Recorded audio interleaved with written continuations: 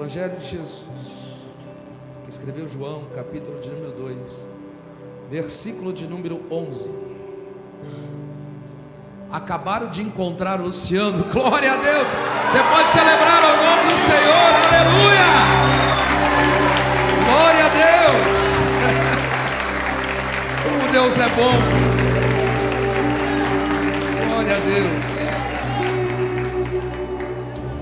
Deus é bom, a oração é extraordinária. João capítulo 2, verso 11 diz assim: assim deu Jesus início aos seus sinais em Caná da Galileia, e manifestou a sua glória, e os seus discípulos creram nele. Vou repetir. Assim deu Jesus início aos seus sinais em Caná da Galileia, e manifestou a sua glória, e os seus discípulos creram nele. Amém? Pai, em nome de Jesus, nós te louvamos, glorificamos, exaltamos o teu nome. O Senhor é digno de toda a honra, de toda a glória e de toda a adoração. Te pedimos sabedoria, graça, revelação. Te pedimos, ó Pai, autoridade, e que teu Espírito possa usar a nossa vida pela tua bondade e pela tua misericórdia. Que ninguém saia daqui da mesma maneira, mas saia daqui impactado, possa sair confrontado, possa sair com fé, sair daqui com esperança. Que o Senhor fale aos nossos corações. Nós queremos ouvir a tua palavra, não uma palavra, Senhor, humana de sofia, mas uma palavra, Senhor, de revelação dos céus aqui nessa manhã. Em nome de Jesus, assim nós pedimos também que nada e ninguém na terra nem no alto possa impedir, nenhuma potestade, nem no mundo espiritual possa impedir que a tua palavra seja pregada com ousadia e intrepidez e sabedoria, em nome de Jesus. Amém e amém. Pode se assentar, não se assente. Você não é todo mundo. Olha para quem está do teu lado e fala assim: você não é todo mundo. Existem algumas expressões que nós conhecemos bem, e essa expressão que nós conhecemos mais famosa que nós temos é a frase muitas vezes atribuída às mães, aos filhos. Quantos filhos aqui já não ouviram: você não é todo mundo?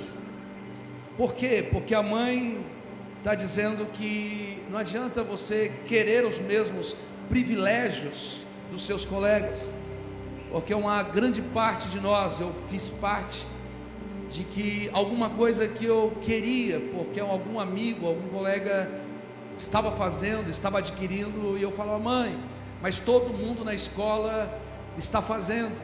Mãe, mas todo mundo na rua está fazendo. E aí vinha aquela frase: mas você não é todo mundo, meu filho. O que a mãe estava dizendo é: não queira ter os mesmos privilégios dos seus colegas.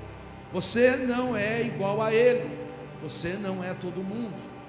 Mas também existem mais 3 vertentes desta expressão: você não é todo mundo, e uma delas é, a expressão vai dizendo que você não é todo mundo porque cada pessoa é única e tem desafios e dificuldades próprios. Cada um vai ter as suas dificuldades, cada um vai ter os seus desafios, e nem sempre o que eu passo, nem sempre os desafios ou dificuldades que eu tenho você vai ter, e nem sempre aquilo que você tem e eu vou ter. Somos diferentes, os nossos desafios, as nossas dificuldades. Então não somos todo mundo. Mas existe uma outra expressão também que nos faz lembrar que é errado se guiar pelas expectativas e desempenho dos outros. Alguém está desempenhando alguma coisa e olhar para todo mundo e falar: mas todo mundo está dando certo, todo mundo está fazendo isso, todo mundo está indo, então eu vou para esse lado. E aí nós nos baseamos e nos guiamos por aquilo que o outro está fazendo. Mas repete comigo: eu não sou todo mundo. Essa frase pode ser também usada para incentivar as pessoas a seguirem em busca dos seus objetivos, em vez de se desanimarem ou paralisarem. Também serve, olha, de uma maneira negativa: você não é todo mundo, vai que vai dar certo. Se não deu certo para o outro, pode dar certo para você. Então isso nos fortalece para nos motivar, para nós avançarmos também. Diga comigo, eu não sou todo mundo. No meio da religião, no meio da questão da vertente religiosa, né, nós precisamos entender que os deuses, todas as vezes, pedem sacrifícios, mas aí Jesus vem, e Ele é o próprio sacrifício, porque o Pai olha e fala: eu não sou todo mundo, eu não vou só pedir sacrifícios, eu vou ser o próprio sacrifício, porque Deus não é qualquer um. A gente tem que entender que ninguém se destaca quando é igual a todo mundo. Se você faz tudo que todo mundo faz, você conseguirá resultados iguais a todo mundo consegue, e ninguém vai se destacar, porque eu não sou todo mundo. Diga comigo, eu não sou todo mundo. Eu não sou todo mundo. Olha para quem está do teu lado, você não é todo mundo. Diga. Jesus, quando está andando sobre as águas pela madrugada, e aí estão os discípulos dentro do barco, e todo mundo está com medo do vento forte, da neblina, está com medo das águas que estão se levantando, mas aí alguém fala dentro do barco e diz: eu não sou todo mundo, eu vou sair do barco e vou andar sobre as águas, porque eu não sou todo mundo. Mas você vai, Pedro, ninguém está saindo, todo mundo está dentro do barco aguardando, mas eu não sou todo mundo, eu vou descer do barco, vou andar sobre as águas, porque o mestre disse que nós poderíamos ir até ele, e eu não sou todo mundo. Diga assim: eu não sou todo mundo, eu nasci para viver e andar sobre as águas, porque eu não sou todo mundo, eu não sou todo mundo. Eu tenho uma palavra para falar de Deus para a sua vida nessa manhã: você não é todo mundo, você não é todo mundo, você é diferente, você é a imagem e semelhança do Criador, você pode todas as coisas daquele que te fortalece.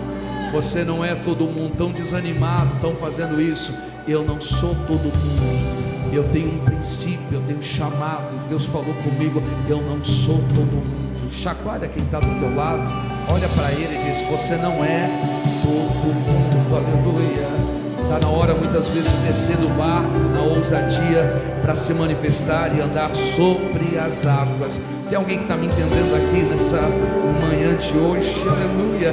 Você não é todo mundo, você não é todo mundo. Pode para 1 milhão de pessoas não estar fazendo, ou está fazendo, não estando dando certo, mas você não é todo mundo. Mas todo mundo pensa assim, todo mundo age assim, todo mundo faz assim. Você não é todo mundo, você é diferente. Você é uma obra-prima dele, você é uma pedra preciosa do Senhor. No livro de João, que nós lemos aqui, dizendo que Jesus deu início aos seus sinais em Caná da Galileia, manifestou a sua glória e os seus discípulos creram nele. A gente percebe que Jesus, em João capítulo 2, ele transforma a água em vinho.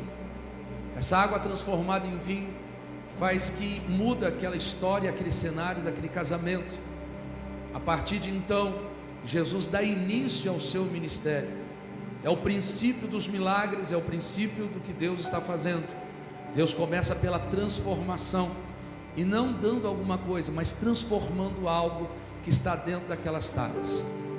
A partir do momento que Jesus então transforma água em vinho, os seus discípulos que estão com ele agora começam a crer em Jesus. Olha só o que nós lemos: manifestou a sua glória e os seus discípulos creram nele. Então esse crer em Jesus veio depois que Jesus fez o milagre de transformar a água em vinho. Amém? A gente sempre olha para a igreja e a gente fala de ovelhas, devemos ser ovelhas. A gente olha para a igreja e fala, devemos ser discípulos. Só que ovelhas, elas mudam de pasto, discípulos mudam de mestre. Só que filhos nunca deixam de poder continuar tendo o mesmo pai. E a Bíblia diz que o seguinte, que o mundo está numa expectativa, de que aguarda os filhos maduros de Deus se manifestarem. Os filhos maduros de Deus se manifestarem. O mundo está nessa expectativa. O mundo não está numa expectativa de ovelhas, o mundo não está numa expectativa de discípulo, o mundo está numa expectativa da manifestação dos filhos maduros se manifestarem. Filhos maduros são aqueles que crêem sem ver. Filhos maduros, eles não precisam ver para crer, porque são filhos maduros, porque filhos, eles acreditam no pai, independente do que o pai ainda nem fez, mas eles depositam uma fé no pai. Entenda que essa geração de que alguém que crê só depois que vê, não é uma geração que Deus está buscando. É a geração de Miriam, que depois que o mar se abriu, do outro lado ela cantou. Isso é muito prático. Depois que o mar abre, depois que o mar dá liberdade para eles transitarem, ela celebra e adora. Não é essa geração que Deus está à procura, daqueles que creem depois que alguma coisa acontece. O que Deus está à procura é dos filhos maduros, daqueles que ainda não aconteceram nada, mas eles crêem. Ele pode estar numa cadeira de roda, mas ele crê que Deus é poderoso, que o Pai é poderoso. A sua casa, a sua família pode estar toda em desordem, mas ainda ele crê que Deus é poderoso, que o Pai é poderoso para organizar, para trazer paz, colocar ordem em todas as coisas. Pode o mundo estar acontecendo o que for, mas ele, como filho maduro, ele não olha para as circunstâncias do que está à sua volta, mas ele olha pela palavra liberada do Pai da eternidade para aquilo que está acontecendo. Eu não quero que nós possamos ser ovelhas, porque ovelhas mudam de pasto. Eu não quero que a igreja Lagoinha Mauá possa ser uma igreja de discípulo, mas eu oro a Deus para que a igreja Lagoinha de Mauá, e eu sei que eu encontrei, e aqui estão os filhos maduros, os rios, aqueles a quais crê sem poder ver. A Bíblia diz o seguinte, que nós devemos crer sem mesmo ver, porque Jesus disse: bem-aventurado é aquele que crê e ainda não viu nada. Bem-aventurado, muito feliz, é aquele que crê sem ter visto nada. Eu não estou aqui crendo para poder ele, depois que ele fez, eu tenho que estar aqui dentro nessa manhã de hoje, já crendo antes dele poder fazer. Fiz lá em Hebreus capítulo de número 11, que a fé é o firme fundamento das coisas que não se vê, mas se crê. Ah, meu Deus do céu, sabe, de forma antecipada, é crer que Deus está no controle, que Ele é Pai, e Ele não vai me mover, porque se não aconteceu nada, mas eu vou ser movido a crer, porque eu sei quem Ele é. Ele é o Abba, Ele é o Abba, Ele é o papaizinho, Ele é o Pai da eternidade. Ele disse para os seus discípulos: olha, agora quando vocês forem orar, vocês orem assim: Pai nosso que estais no céu, santificado seja o teu nome. Tem alguém que está me entendendo aqui nessa manhã? Cadê os filhos maduros que estão aqui nessa manhã? Chacoalha quem está do teu lado aí, chacoalha quem está do teu lado e diz: comece a crer, independente daquilo que você não viu, alegra o teu coração.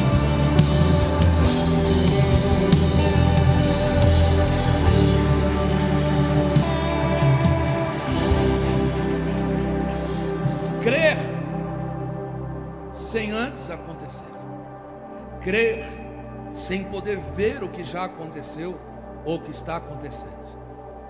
Nós não podemos ser pessoas como Tomé: eu tenho que ver para crer, mas eu tenho que crer para depois ver.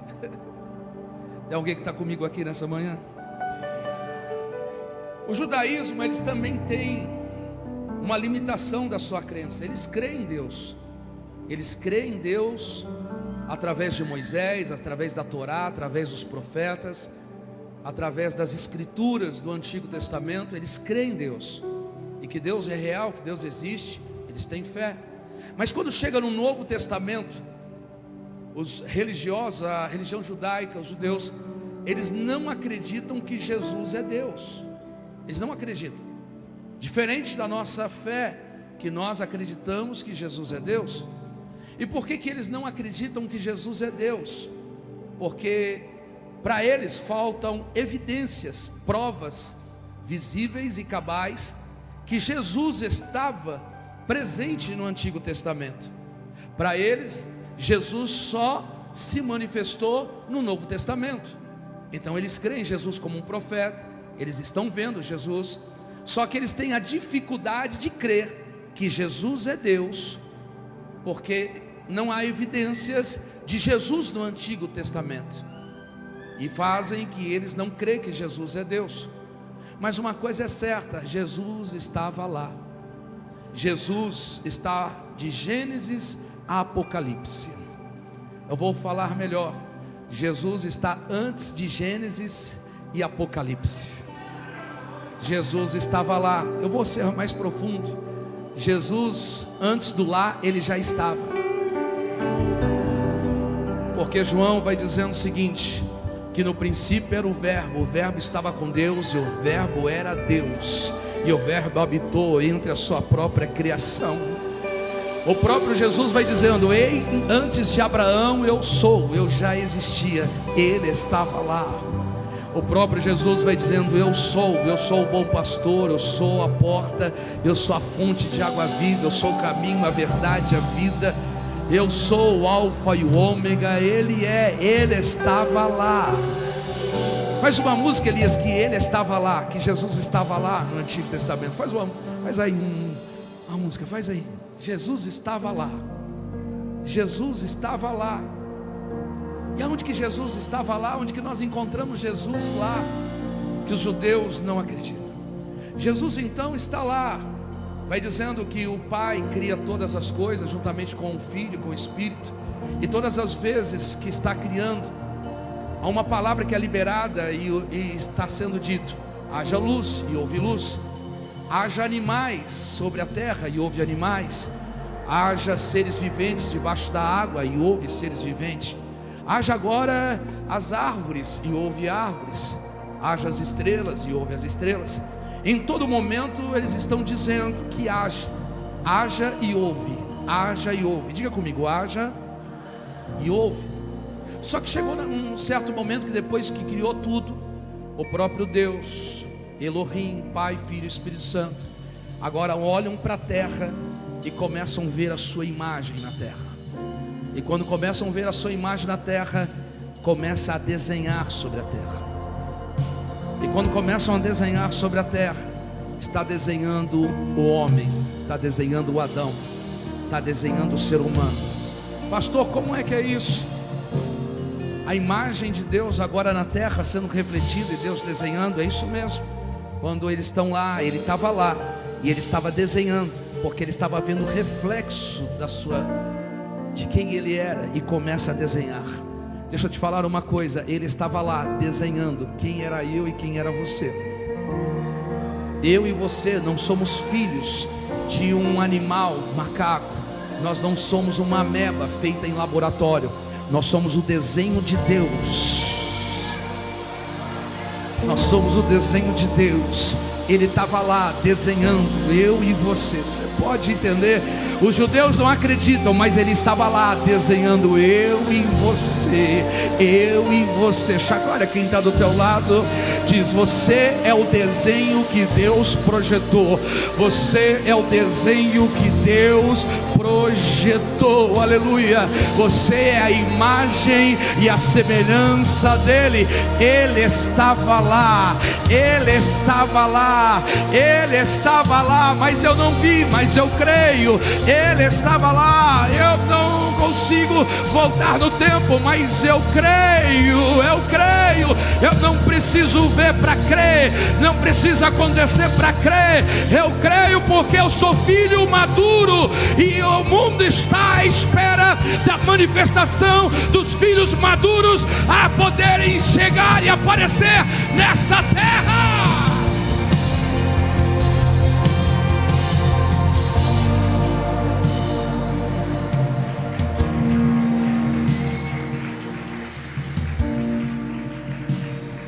Ele estava lá. Diga comigo: ele estava lá. Esse Deus, esse Jesus estava lá. É nesse momento que, quando ele faz o homem a sua imagem, a sua semelhança, Deus então vai colocar esse homem no jardim. Porque Deus, antes de poder fazer o homem à imagem e à semelhança, Deus primeiro faz o jardim. Faz o jardim, depois que faz o jardim, coloca o homem dentro do jardim. Então eu percebo que primeiro Deus prepara a geografia e depois coloca o homem dentro dessa geografia. Eu entendo que tudo antes Ele deixa o ambiente preparado. A provisão vem para depois você estabelecer o ambiente que você vai permanecer. Faz uma música aí, assim, Edmar. Que o homem está no jardim, porque foi colocado por Deus. Faz aí, faz aí. Isso, olha lá. Olha lá, isso. O homem no jardim. E o homem no jardim, entenda uma coisa, está lá, passeando, andando no jardim. E conforme ele está andando no jardim, Deus fala para ele: de todos os frutos você pode comer, de todos os frutos você pode, é seu, mas tem um fruto que você não pode comer, esse fruto não pode. Deus então dá 99,9 de direito para ele desfrutar do jardim, mas um ele não dá. Só que a gente entende que Adão vai pecar, Eva vai pecar, vai errar, e eles, ao invés de desfrutar, agora eles vão ter que trabalhar. A gente conhece a história, porque eles pecam e depois vão ter que trabalhar. Aquilo que era para desfrutar, agora eles vão ter que trabalhar para poder cultivar o jardim, por causa do pecado. Agora entenda uma coisa: quando a gente vai trabalhar, a gente soa, sim ou não? O suor, na realidade, ele é resultado do trabalho. Não era para nós trabalharmos. Aí você fala assim: eu já estou com raiva de Adão. A gente só trabalha por causa de Adão, por causa do pecado dele. E todo trabalho, ele exerce uma força física, e essa força física traz suor. Então não era para transpirar, era para desfrutar. Então não existia transpiração na desfrutação. Não existia transpiração quando desfrutava. A transpiração só foi depois do pecado, por causa do trabalho.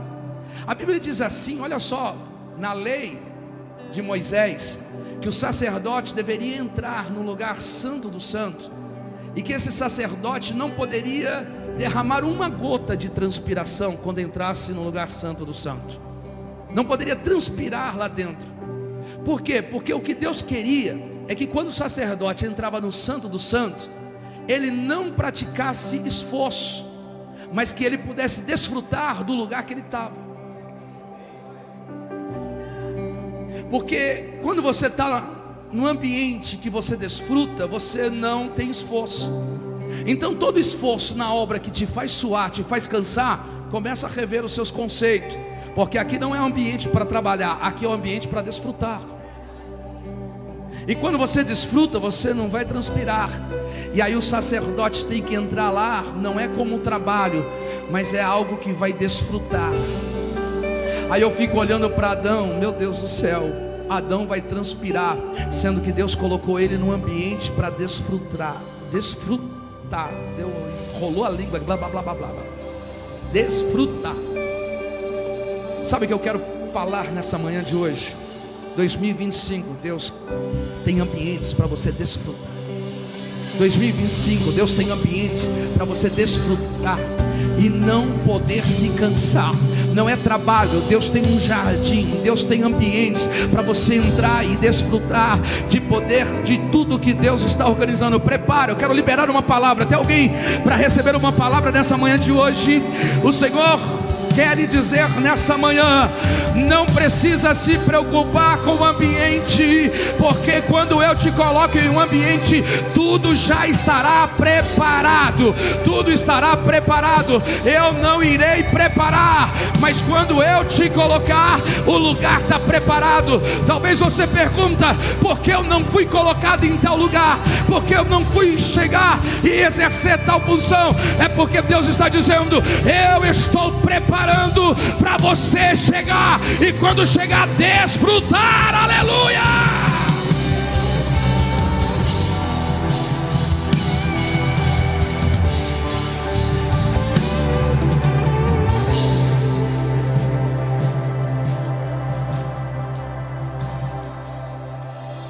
interessante que a gente vai ver também nesse contexto que Adão, ele vai ter que sair do jardim. Adão perdeu o jardim, e agora vão ser colocados lá espadas, anjos, impedindo que ele voltasse. Ele perdeu o jardim. Aí eu fico pensando, por que ele perdeu o jardim? Porque na realidade Deus deu para ele 99,9 e 1 para que ele não tocasse. Mas como ele tocou e insistiu tocar no que Deus não permitiu ele tocar, Deus tirou o que Deus havia dado para ele. Todas as vezes, pega essa palavra, irmãos, todas as vezes que você tocar e insistir tocar o que Deus não autorizou você tocar, Ele tira de você o que Ele já te deu. Ele perde o jardim, porque ele tocou no que não era para tocar. Adão cai, Adão peca, Eva também leva Adão. Agora preste atenção comigo. Quando Adão caiu, a gente vai observar que o pecado vai dominar ele, e ele vai colocar a culpa na Eva. Senhor, foi a mulher que tu me deste, a síndrome de Adão, colocando culpa em alguém por aquilo que é um ato de responsabilidade dele. A responsabilidade era dele, mas ele transfere para Eva. Talvez Adão naquele momento vai ficar pensando: o Senhor me deu uma mulher, se não tivesse me dado, quem sabe eu não erraria na vida. Mas ali não é esse conceito, porque ele é responsável por aquilo que ele ouviu, por aquilo que ele está fazendo. Talvez ele pensa: por que aquele dia eu caí no sono e eu dormi e Deus me deu uma mulher? Seria melhor eu poder ficar acordado. Quando a gente pensa que Deus vai dar a mulher para Adão, quando Adão cai no sono, quando Adão dorme, Deus então vai dar uma mulher para Adão. Ele tira uma das suas costelas e agora depois apresenta uma mulher. Eu aprendo aqui que existem algumas percas que são para nós termos ganhos lá na frente. Existem algumas coisas que são tiradas para algo lá na frente ser acrescentada. Existem algumas coisas que talvez precisam ser colocadas de lado para que Deus possa colocar algo maior na nossa frente. Deus tirou uma costela, mas deu uma mulher, deu algo maior, deu algo mais excelente, deu algo mais extraordinário. Em nome de Jesus, para de se preocupar com aquilo que talvez você perdeu, com aquilo que talvez saiu, porque o que Deus tem para você é muito maior do que você imagina. Os seus olhos não viram, o coração não sentiu, não subiu à sua mente. É o que Deus tem preparado para você. Aleluia. Para de se preocupar, de ficar olhando para trás. Às vezes a gente não entende, a gente não compreende, mas quando nós estamos em Deus, entenda uma coisa, que tudo que a gente perde é porque existe algo que Deus está preparando para que nós possamos ganhar. Ninguém pode ganhar a vida eterna se não perder a sua própria vida. Aleluia. Olha a história de Jó. Jó perdeu saúde, Jó perdeu bens, Jó perdeu família, Jó foi perdendo reputação. Mas no capítulo de número 42 do livro de Jó, a Bíblia diz que Deus acrescentou a Jó o dobro do que ele tinha. Não foi o mesmo nível, não foi a mesma quantidade, não foi a mesma razão do que ele vivia, mas o que Deus deu foi o dobro do que ele tinha. Eu tenho uma palavra só para quem crer nessa manhã de hoje, que o que Deus tem para você é muito mais do que você já perdeu, muito mais do que já tiraram, muito mais do que ficou no meio do caminho. Então para de ficar chorando, de murmurar tudo aquilo que já passou, e começa a partir de hoje celebrar por aquilo que há de chegar na tua vida, porque o que passou, passou. Começa a celebrar, porque se você perdeu 10, Deus tem 20, se você perdeu 20, Deus tem 40, aleluia. Ei, para, o que passou, passou. Deus tem algo maior e melhor aperfeiçoado para você. Se eu fosse você, levantava a mão, adorava, levantava desse banco e glorificava o nome dele. Eu não estou diante de uma igreja que precisa ver, mas diante de uma igreja que crê. Aleluia.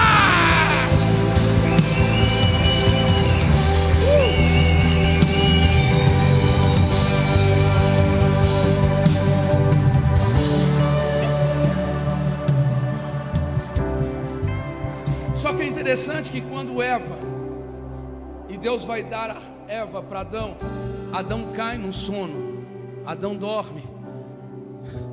O dormir é descansar. Teve que Adão descansar para Deus poder tirar algo que estava dentro dele e manifestar do lado de fora. Nem Adão sabia que o que tinha dentro dele, Diego, era tão extraordinário e lindo, e maior do que ele, e mais perfeito do que ele. Nem a gente sabe que o que tem dentro de nós para manifestar é algo maior do que nós, e mais excelente do que nós. Só que na realidade Deus não tinha como dar isso para Adão se ele não tivesse descansando. E quando eu falo descansando, dormindo, é para você pegar todo o seu sistema nervoso e poder relaxar, sem ansiedade, sem medo, sem preocupação. Então o dormir é um descanso, é um relaxamento, é poder dizer assim, despreocupado. Então Deus só pode poder tirar algo de dentro de mim e manifestar algo que é maior do que eu, quando eu descanso. Porque quando eu descanso, Deus então faz surgir e poder dizer, tem tanta coisa linda e excelente dentro de você. Tem alguém comigo aqui nessa manhã de hoje? Enquanto você estiver apavorado, com medo, ansioso, preocupado, nunca vai sair o que está dentro de você, que é tão excelente. Mas a partir de agora, se você descansa, se você repousa, se você relaxa diante de Deus, Deus está dizendo, tem coisas maravilhosas dentro de você, que há de manifestar do lado de fora. Ei, Lagoinha, não há.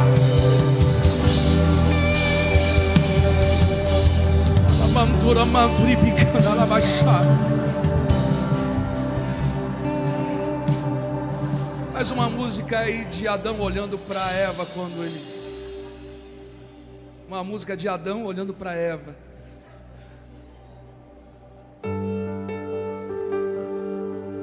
Adão acorda, ele olha e fala, que bicho é esse? Já dei nome em todos os outros. Aí Deus fala assim, ei Adão, esse bicho aí é osso dos seus ossos, é carne da sua carne, mas saiu isso de mim, linda, maravilhosa, extraordinária, saiu de mim, é que enquanto você descansa, eu consegui extrair de você algo lindo. Deus está dizendo assim, enquanto você descansa, Deus consegue extrair de você algo lindo, algo extraordinário. Mas se você soubesse o que tem dentro de você, se você soubesse o que tem dentro de você, é tão algo extraordinário para colocar para fora. Pastor, mas eu sou mau, eu sou ruim, eu sou isso, eu sou aquilo. Não, só descansa, porque Deus vai extrair de você algo maior do que você. Você tem tanta coisa linda, talvez você já ouviu, de você não vem nada, não vem fruto, não acontece nada, mas o meu Deus, a qual creio, estava lá e desenhando a minha vida, desenhando a tua vida. Ele está dizendo, tem algo lindo dentro de você que eu vou extrair, vou colocar. Prepara 2025, porque 2025 Deus está dizendo, o que está dentro de você vai vir para fora. Os teus olhos vão admirar, quem está à volta vai admirar. Isso é só para quem acredita. Adora Ele, adora o nome dEle.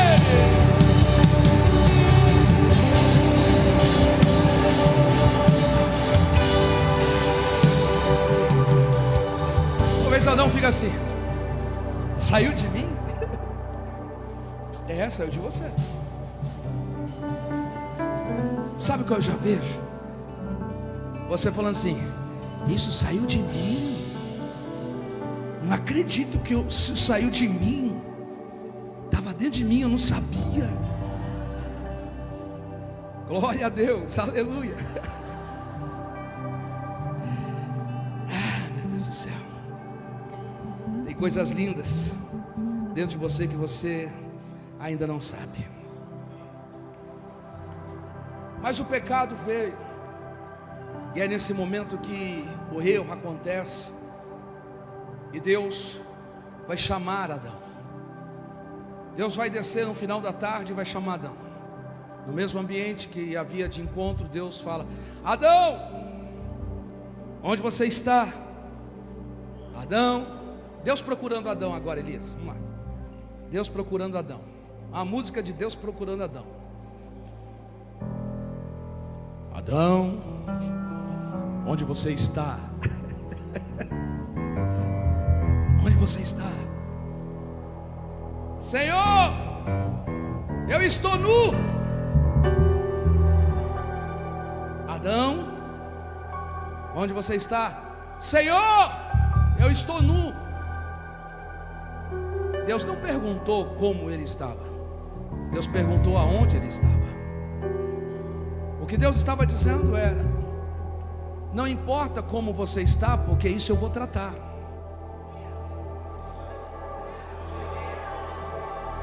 O como você está, eu resolvo no meio do caminho. Mas eu só preciso saber aonde você está. Porque você não está no ambiente da minha presença. Você está fora do ambiente da minha presença. E por você estar fora do ambiente da minha presença, você se encontra e se sente nu. Mas eu não quero saber como você está, eu quero saber aonde você está. Volte para a minha presença, volta para o ambiente, volta para o lugar do nosso encontro, volta para o lugar onde nós conversávamos, volta para o lugar onde nós orávamos, volta para o lugar onde nós nos relacionávamos. Ei, o Senhor está dizendo: aonde você está? Talvez você está aqui, mas a sua mente está longe. Talvez você está aqui, mas presente está totalmente distante. Volta para onde você está. Aleluia. Não importa como você está. Talvez você entrou aqui nessa manhã de hoje, se afastou, distanciou, ou talvez nem entregou a sua vida, e Jesus te pergunta: aonde você está? Eu quero você de volta na minha presença. Aonde você está, que eu não te encontro mais pelas madrugadas, quando nós nos conversávamos e relacionávamos? Aonde você está, que eu não encontro mais você ajoelhado na beira da cama, chorando, derramando lágrimas, falando comigo em línguas estranhas, sendo batizado e cheio? Aonde você está, que eu não encontro mais você abrindo a Bíblia para poder ler os meus mandamentos, para poder escutar a minha voz? Aonde você está? Ei, não importa como, porque o como eu trato, eu resolvo. Eu só te chamo para vir de volta para o lugar onde estou. Volta para o lugar da oração, volta para o lugar do jejum, volta para o lugar de intimidade. Tem alguém comigo aqui nessa manhã de hoje? Tem alguém comigo?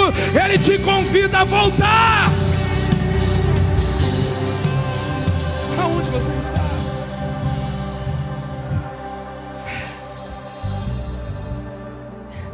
Quem sai da geografia de Deus coloca a sua vida de forma vulnerável. Quem sai da geografia que Deus está torna-se vulnerável. Sentimento que não é coberto, se sente nu.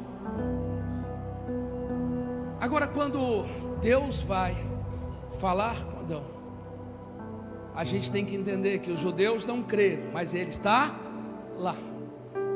Diga comigo: Jesus está lá. Adão, e quem sabe, eu vou conjecturar, Satanás fica olhando e celebrando, dizendo: o projeto de Deus pecou, o projeto de Deus errou. O projeto, o que é que Deus vai fazer agora? Para pensar. O que é que Deus vai fazer agora, Marcelo? Deus, para resolver esse problema, ele tem duas coisas. Satanás pensando, estou conjecturando. Primeiro, matar a quem ele ama, porque Deus ama o pecador, mas odeia o pecado. E agora, como Adão pecou, o pecado está dentro dele. Se o pecado está dentro dele, Deus mata a quem ele ama e resolve o problema. Só que se Deus matar, ele acaba com o projeto dele. A mentalidade de Satanás. Se ele mata, acaba com o projeto, que é o homem. Mas Deus tem uma outra opção. conjecturando e ele pensando: Deus pode amar a quem Ele ama, mas vai ter que conviver com aquilo que Ele odeia. Matar a quem Ele ama, acaba, porque Ele não vai ter o pecado, matou o pecado. Mas se Ele amar a quem Ele ama, Ele vai ter que conviver com aquilo que Ele odeia. E aí, e parece que Satanás fica lá, tá vendo? Pecado dominou, tirou. Ou Deus mata, ou Deus convive com aquilo que Ele odeia. Só que Deus estava lá, Deus estava lá, Jesus estava lá, Deus estava lá. Uma música que Deus estava lá. Quando Deus está lá, e Ele tem essa conversa, e chama Adão, diz que Deus olha e vê um cordeiro no jardim.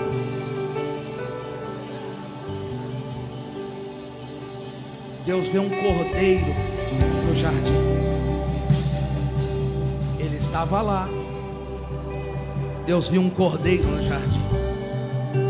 E quando Deus viu um cordeiro no jardim, Deus sacrificou o primeiro sacrifício lá no jardim. Derramou o sangue daquele cordeiro, aspergiu sobre o Adão, pegou a vestimenta de pele daquele cordeiro e cobriu o Adão. Tinha um cordeiro, ele estava lá. Os judeus não acreditavam que Jesus era Deus, mas ele estava lá, o cordeiro.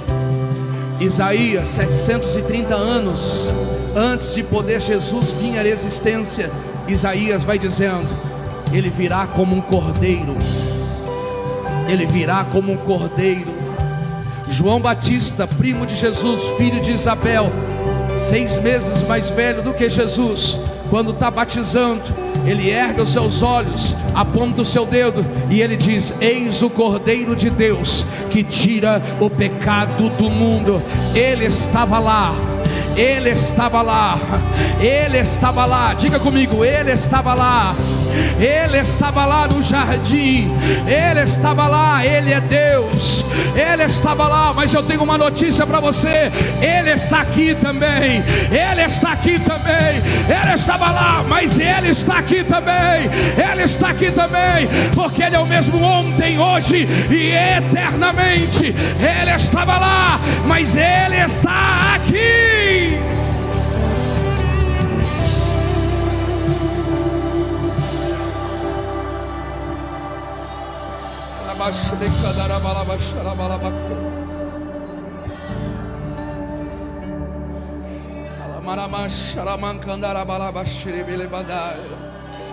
Ele está aqui, ele está aqui.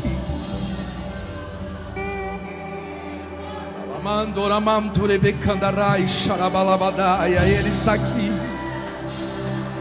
Ele está aqui. O meu coração queima. Ele está aqui.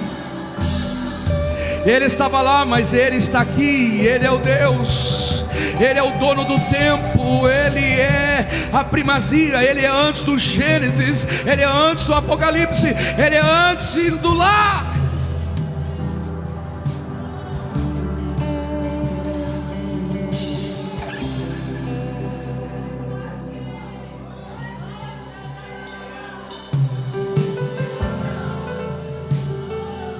Ele está aqui.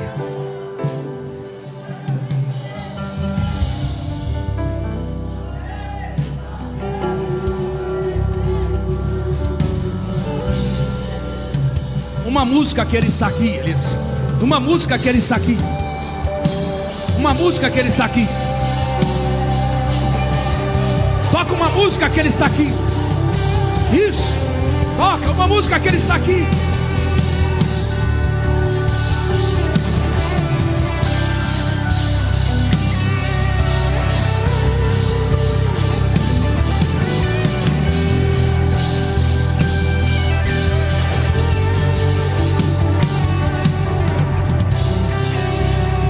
Ele está aqui.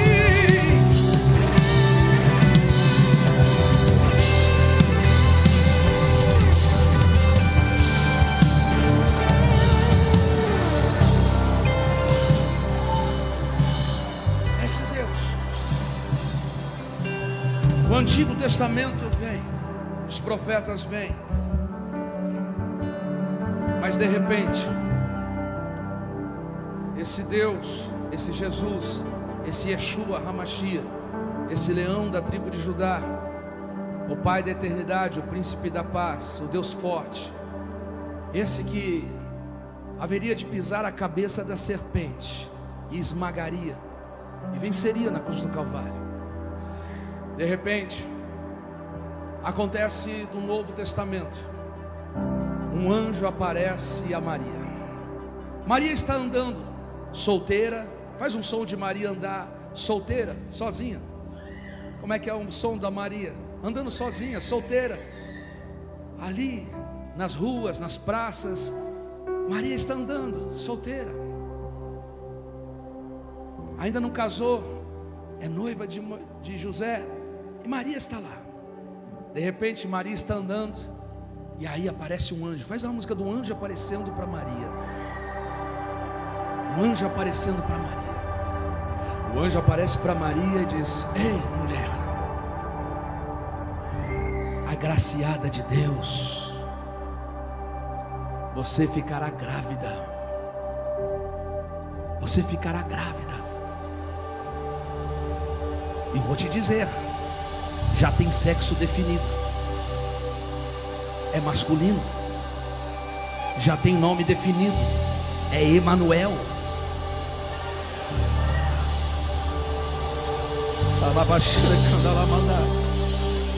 Mas como eu posso ficar grávida se eu não conheço homem algum?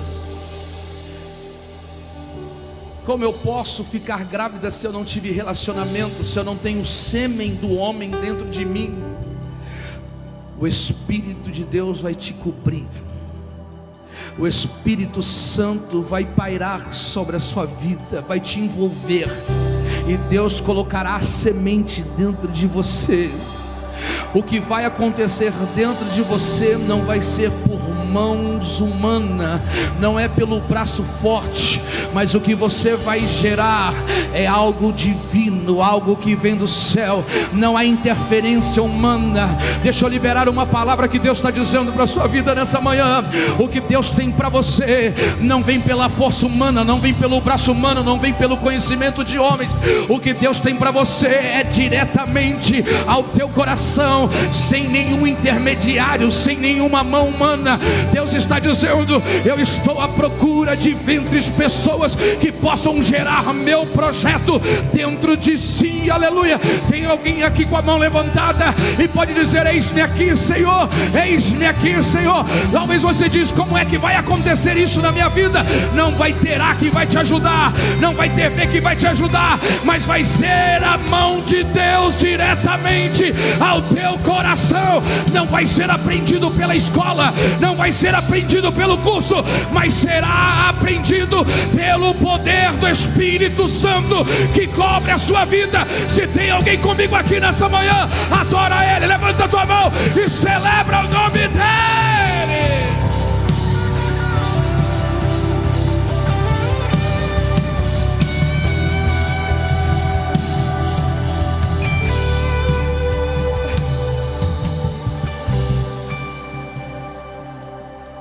Mas aí Maria, ela faz uma voz de preocupada, uma voz de preocupação. Elias é bom, a preocupação é: e José? E agora José? Se ele me ver grávida, eu estou noiva dele. José agora, o que ele vai pensar de mim? Não se preocupe, Maria, de José eu dou conta. Aí o anjo vai aparecer para José: José,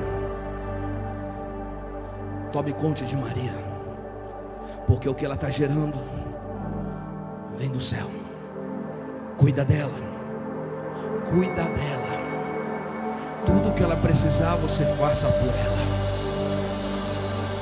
E o anjo fala para José, e José corre: Maria, eu até pensei te deixar, até pensei te abandonar, mas o anjo apareceu para mim e pediu para cuidar de você. Você está precisando que eu faça massagem nos teus pés? Você está precisando que eu vá buscar água? Você está precisando que eu possa te ajudar, jogar um vento no teu rosto? Você está precisando se alimentar? Está precisando tomar sol? Maria, eu vou cuidar de você, porque Deus falou que eu tenho que cuidar de você. Ah, meu Deus do céu, pega o que Deus está falando aqui nessa manhã. O que Deus está dizendo é: o projeto que você gera, Deus coloca alguém sempre para cuidar, sempre alguém para poder ter o máximo de cuidado contigo. Você não vai estar sozinho nessa, você não vai estar sozinha nessa. Se prepara, porque Deus está preparando um José dizendo: eu estou aqui para te auxiliar, eu estou aqui para te ajudar, eu estou aqui para te fortalecer. O que é que você precisa? Ninguém vai tocar em você, ninguém vai cuidar de você. Não, não, eu vou ficar do teu lado. Você precisa de água, precisa de cobertor, tem necessidade, eu estou aqui. Ei Maria, conte comigo. Ei, Deus está dizendo, Deus está colocando um José ao lado de alguém que gera projeto. Ei, tem alguém levantado aqui a mão para entender e crer? Deus está dizendo, eu preparo alguém a estar do teu lado. Você não vai caminhar sozinho, você não vai caminhar sozinha. Haverá uma mão estendida, haverá uma mão para te fortalecer, te colocar de pé.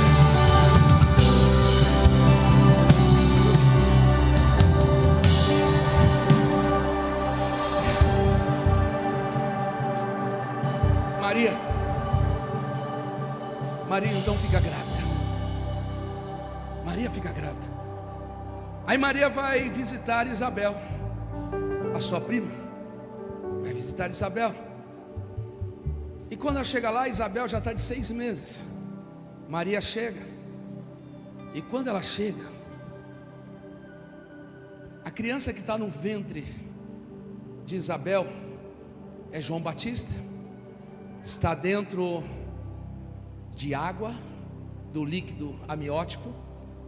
E a criança que está sendo gerada dentro do ventre de Maria também está dentro do líquido, dentro do líquido amniótico.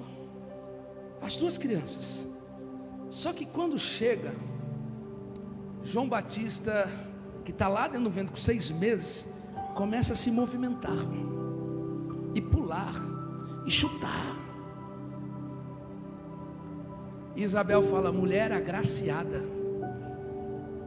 sobre ti há uma graça, e o que carrega no ventre é o Salvador, o meu Senhor.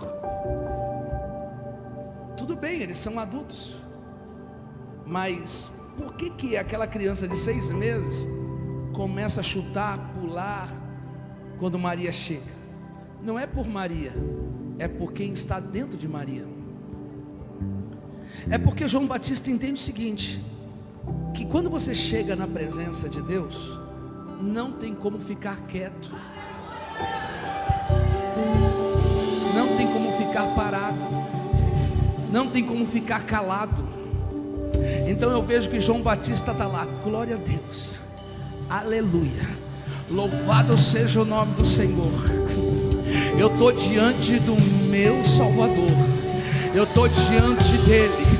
Ele estava lá, mas agora ele está aqui. Quem está diante da presença dele não fica quieto. Quem está diante da presença dele tem manifestação. Quem está diante dele, se eu fosse você, levantava dessa cadeira com as 2 mãos e adorava o nome dele, porque quem está diante dele, quem está diante dele não fica parado. Quem está diante dele não fica quieto. Quem está diante dele adora. Quem está diante dele faz barulho. Quem está diante dele reconhece quem ele é. Rabacanda, rabacanda, rabachoa, rabacanda, rabalabataia. Ele está aqui, ele estava lá, mas ele está aqui. Ele estava lá, mas ele está aqui.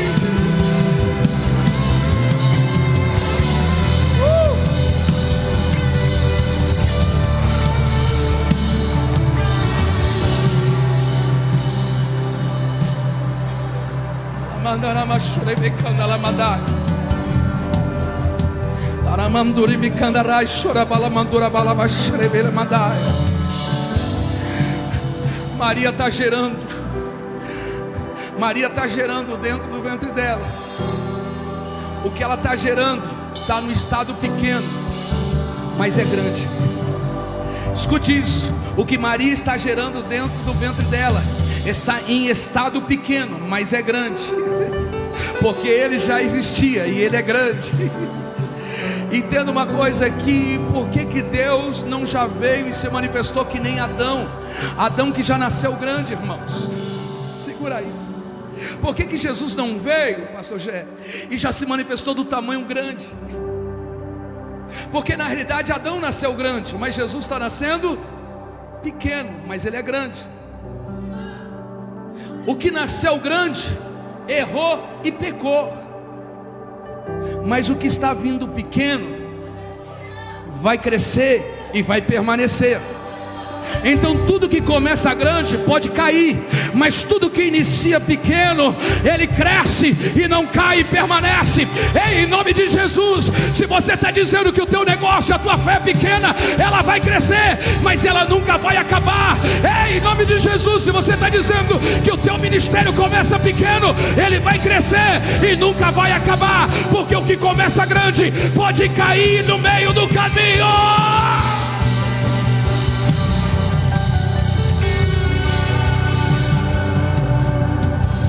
E Deus nos ensina um princípio aqui: que tudo que é pequeno cresce e se torna grande, e tudo que é grande um dia foi pequeno. O que ela está gerando lá é pequeno naquele estado, mas é grande. O resultado é grande.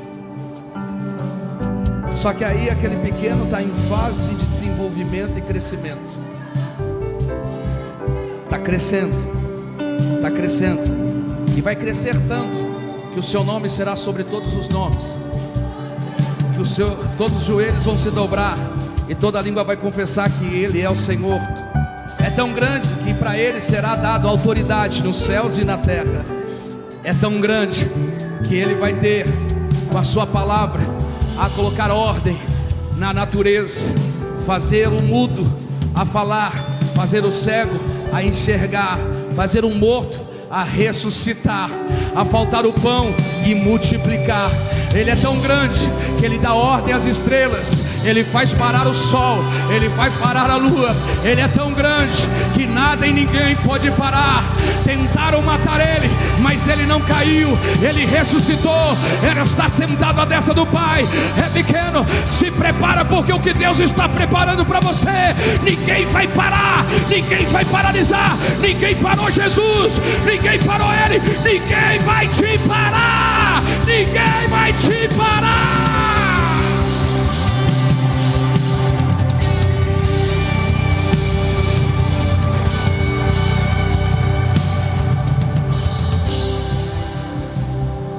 Estamos terminando a introdução para começar a palavra. Jesus então nasce, é cuidado. Aos 12 anos de idade, ele está no templo, falando de teologia sistemática para os religiosos. A mãe e o pai de Jesus, depois de 3 dias, fala: cadê o nosso filho? A mãe, Maria e José perderam Jesus. Faz aí uma música de que a mãe e o pai perdem o filho. Isso, tá lá, perdeu. Cadê o nosso filho, José? Nosso filho procurar. E quando eles vão procurar, ele está lá no templo, entre os doutores. Entre os doutores, ele está lá no templo, ensinando. Nosso filho está lá. Ei, avisa esse menino aí. O seu pai e a sua mãe estão aqui preocupados para ele vir aqui. Manda outro recado. Meu pai e minha mãe é aquele que faz a vontade do Pai. Mas Jesus, para não quebrar princípio e honrar pai e mãe, ele se retira aos 12 anos. Vou conjecturar eu e pensar: filho, como que você se perde de nós assim? Talvez Jesus fale assim: eu tenho 12 anos, vocês que são adultos não deveriam me perder. Certo ou errado? Vocês que foram responsáveis. Eu tenho 12 anos, vocês que deveriam cuidar de mim, não cuidou. Dos 12 anos Até os 30 anos, são 18 anos, tudo está em silêncio.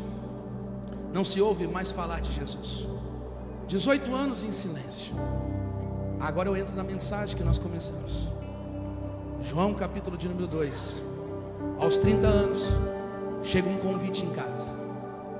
Um convite em casa, convidando Jesus e os 12 penetras para uma festa de casamento. Porque Jesus foi convidado, só que os 12 discípulos foram, os 12 penetras. Sabe aquela questão quando você chama um primo de alguém e ele leva a rua inteira para a festa? Já aconteceu, irmão? Eu lembro quando eu casei, eu chamei alguns amigos, daqui a pouco estava a rua inteira. Eu falei, meu Deus. Jesus chega, convite de casamento, Caná da Galileia. A mãe de Jesus fala, olha filho, tem um casamento para a gente ir. Opa, beleza, Coca-Cola, refrigerante. Naquela época era vinho, agora é Coca-Cola. Comida, bebida, vamos para lá. E Jesus sai aos 30 anos para ir para um casamento. E quando ele chega lá, a gente entende que o vinho acaba,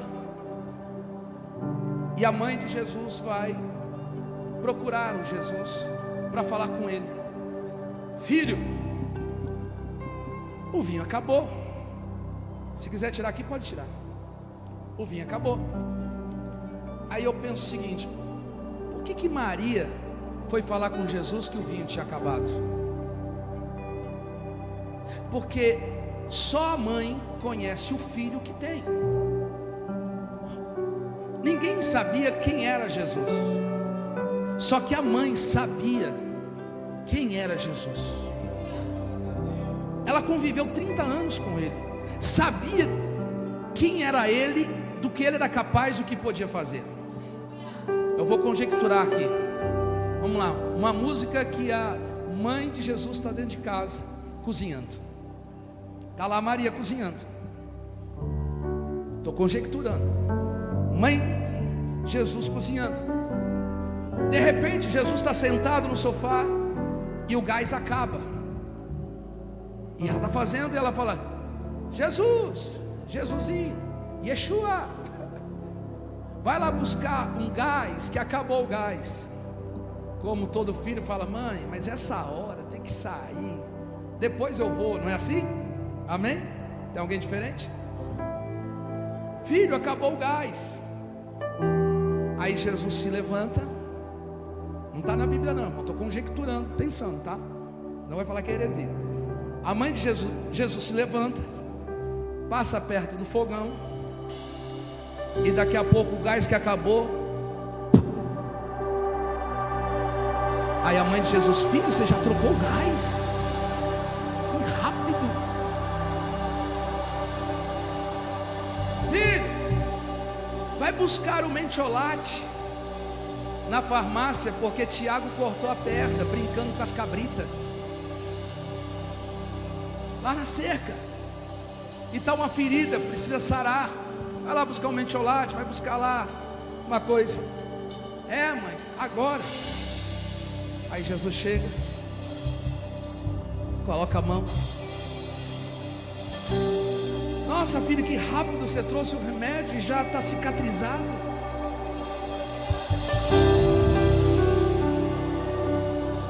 O meu filho não é todo mundo. O meu filho não é todo mundo. O meu filho não é todo mundo. Eu sei quem ele é. Aí Maria vai: filho, Jesus, o vinho acabou. Lembra do gás? Lembra da perna de Tiago? O vinho acabou. Acabou, é. Mas o que é que eu tenho a ver com isso? A noiva não é minha, o casamento não é meu, eu não promovi a festa. O que tem a ver com isso? O problema é deles, eles que produziram. O que é que eu tenho a ver com isso? Não é chegada a minha hora. Amém, filho? Faça tudo quanto ele vos disser, tudo quanto ele pedir, vocês fazem. Sabe por quê? A hora dele não é chegada, mas a de vocês é chegada. A hora dele não é chegada, mas a de vocês são chegada.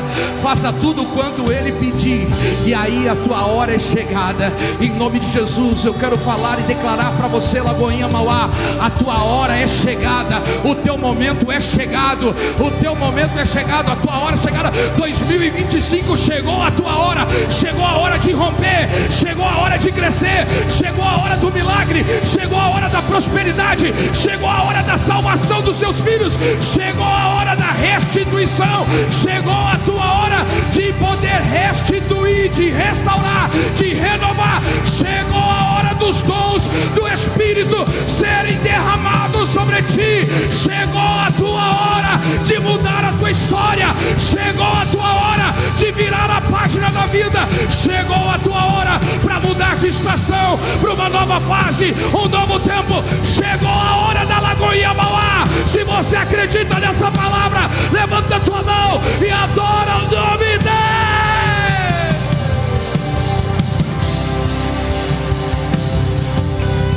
Se coloque de pé.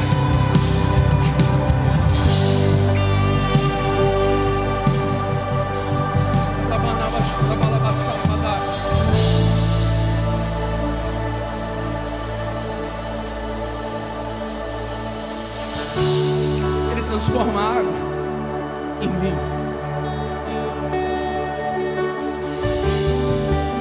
Aquilo que havia acabado,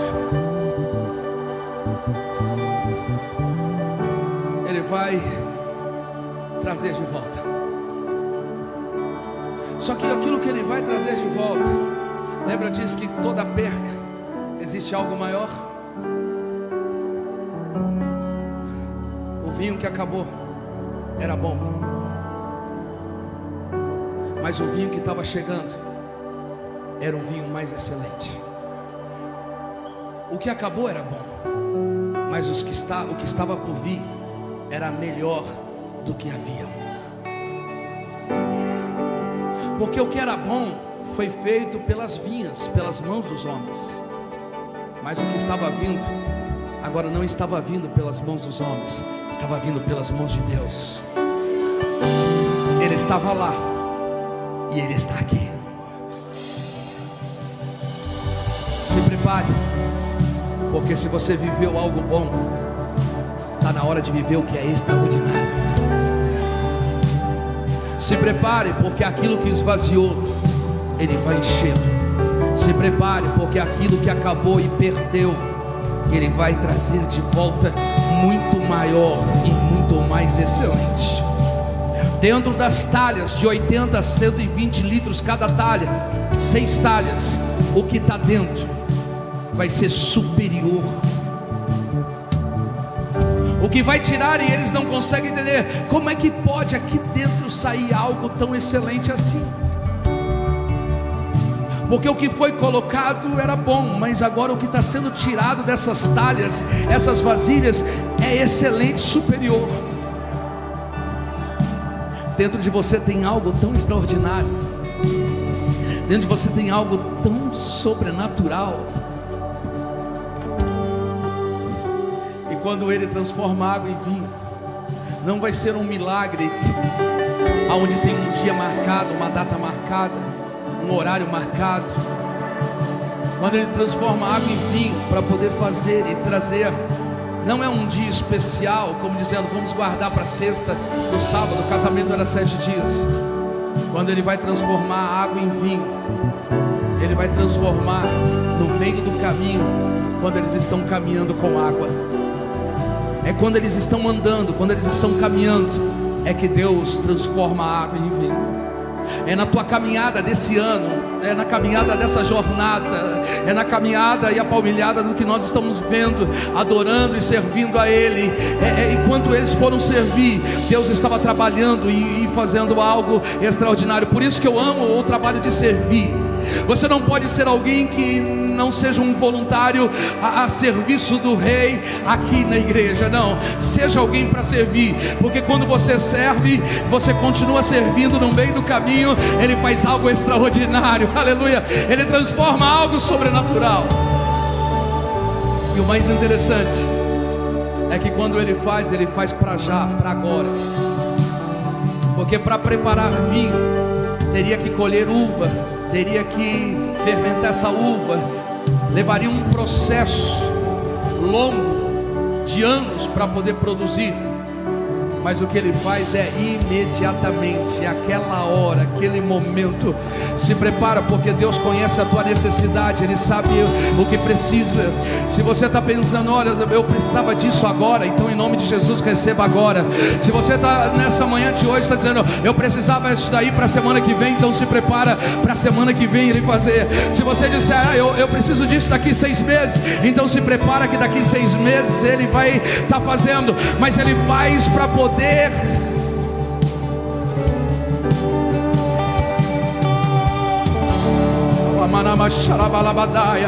O que está por vir é maior do que o que você já viveu. O que está por vir é maior.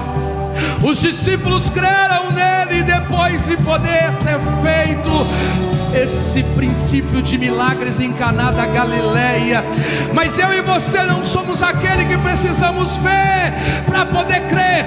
Eu já creio agora mesmo, antes de poder acontecer qualquer coisa.